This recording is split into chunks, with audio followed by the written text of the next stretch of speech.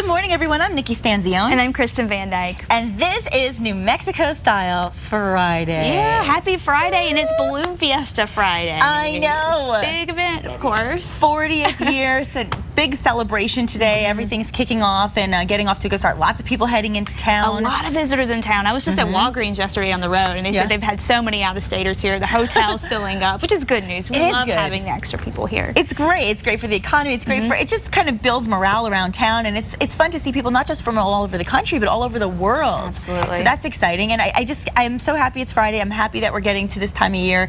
Fall is in the air. It's just all over. It's just a fun, it's a fun vibe. Wind was in the air this morning, though. Yeah. All night last Darn night, wind. actually. I can't. Kristen, I didn't sleep last night. I had no sleep. I was thinking about you. You know I'm afraid of the wind. It was howling all night and through the morning. In fact, the balloons that were supposed to launch over at Coronado Mall not able to actually go up because of the wind. And we're going to talk about that a little bit more when we talk more about the Balloon Fiesta events. Really? But yeah, because it was so windy this morning. Yeah. So I heard it all night. Is it going to continue? What's happening with the weather today? Winds are going to be getting better as we head through the day. So that's certainly good news as we head into Balloon Fiesta weekend. So let's go ahead and take a look at the forecast, and we'll start by taking a look at the Balloon Fiesta forecast. Saturday, of course, kicking off the event, 5:45, Dawn Patrol goes up, and then after that, we'll have Mass Ascension, of course, at 7 a.m. Temperatures in the upper 40s, so it's going to be a little chilly, but look at the winds, east 5 to 10 miles per hour.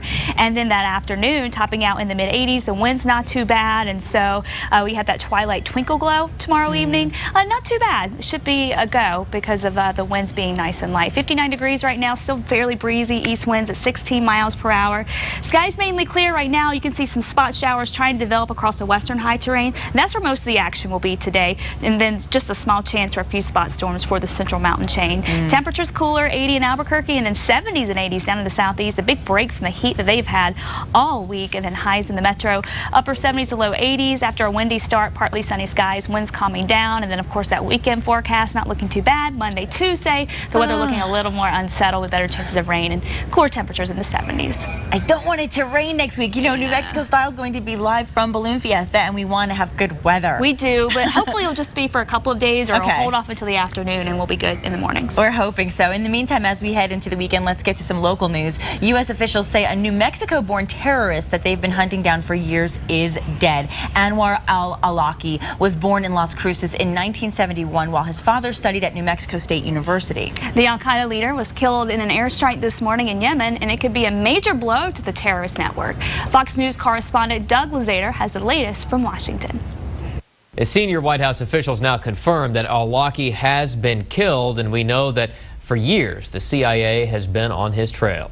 For would-be terror recruits, this has been the face and often the voice of al-Qaeda. And this is what we want to do with our hearts. With connections to terror incidents, including the Fort Hood attacks, the Christmas Day bomber, and the Times Square attempted car bombing, Anwar al-Awlaki was already on the CIA's kill or capture list. It's a major blow to al-Qaeda, which used al-Awlaki as a recruiting tool to target and groom American operatives. Wants to show the world that it's not an organization that is on its heels in Afghanistan and Pakistan, but rather one that's recruiting beyond that region. Al-Awlaki, born in New Mexico, isn't the only American to rise through al-Qaeda's ranks, but he has become the most prominent American operator overseas. At one point, he was an imam at a mosque in Virginia. He even visited the Pentagon as part of the military's Muslim outreach program. His death would be one more setback for al-Qaeda, already shaken to its core. Now, we know that back in May, the U.S. military targeted al-Awlaki with both jets and drones. It was an attack that failed, but al-Awlaki has been in the crosshairs ever since. In Washington, Doug Luzader, Fox News. And switching gears, an IndyCar racer, famous one from Albuquerque, in trouble again. Yes, two-time Indianapolis 500 winner Al Unser Jr. still likes to race, but police say he was busted doing it drunk. And to make matters worse, right here on Paseo del Norte. Cops say Unser was going more than 100 miles an hour while drag racing before deputies stopped him. He was arrested later and later released on his own recognizance. This isn't the first DWI arrest for Little Al. He was charged in Nevada 4 years ago. Yes, and Unser has also been working with IndyCar as a driving coach, and IndyCar would not comment on his arrest, but they suspended him indefinitely. Oh, some people don't learn from the first mistakes. No, and released on his own recognizance. Yeah. How does that even happen? When you're drunk and driving 100 miles per hour. Really? Yeah, and I really would not want to be on Paseo doing some shopping as I normally am, and then happen to have an Indy racer drunk driving. It just frightens me to death. Meanwhile, hopefully he learns his lesson this time. And Americans just can't catch a break. Bank of America, which is drowning in financial problems, plans to add a $5 monthly fee for customers who make debit card purchases starting early next year. Just what we need. Customers will only be charged the fee if they use their debit cards for purchases, but not if they use their cards at an ATM. Other banks such as Wells Fargo and Chase have been trying this idea out in select markets with a $3 monthly fee, but neither bank has made the final decision on whether to make it a permanent fee. So hopefully they don't. Yeah, you know it's coming. Domino effect once Wells Fargo started. But there is some relief for struggling Americans. Mortgage rates have hit a record low.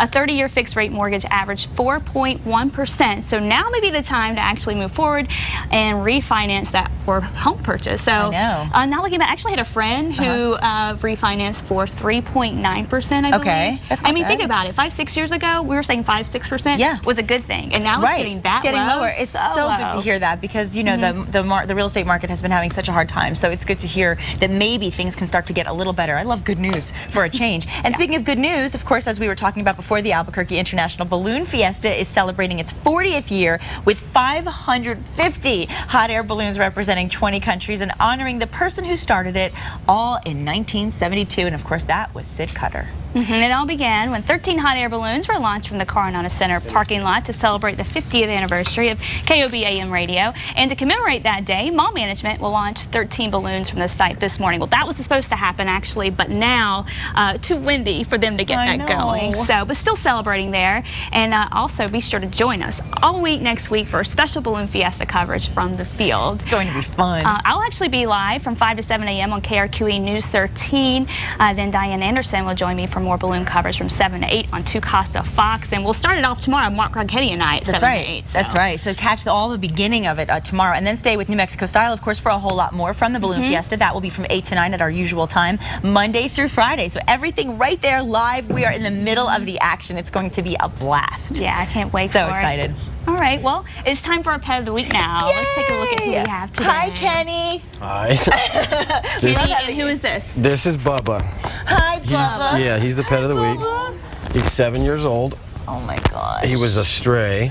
He was a stray? Was a stray, yeah. Although looks to be pretty well fed. He does look healthy. He's a little round, yeah. Sweet. He's been at the shelter since September 11th. Really? Yeah, so he's ready to go. He's a little rambunctious and yet well behaved at the same time. Yeah, he knows he's on TV. He's a little nervous. A little nervous. Yeah. Well, he's really adorable. So now what happened? He lost his family.